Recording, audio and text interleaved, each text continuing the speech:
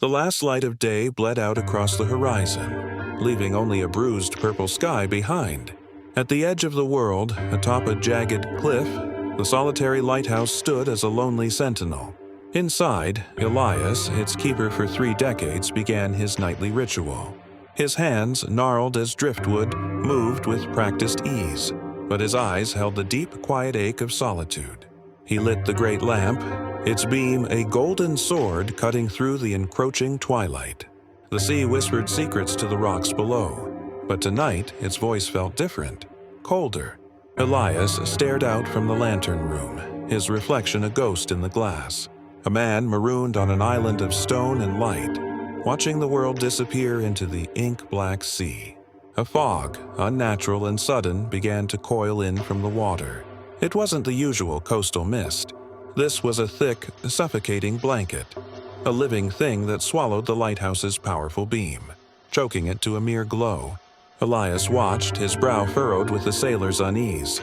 He had never seen a fog so dense, so swift.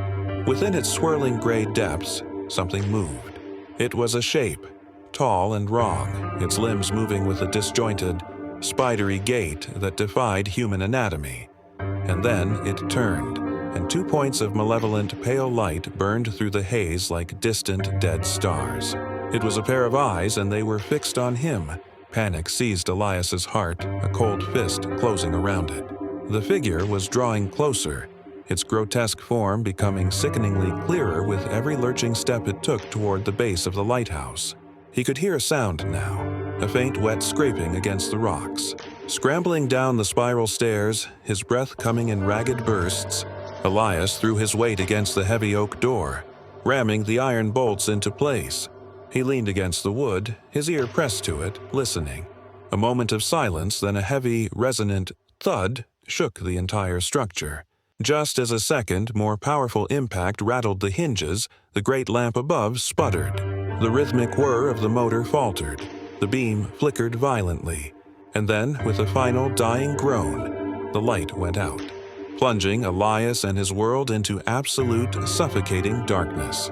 When the supply boat arrived the next morning under a placid, clear sky, they found the lighthouse silent.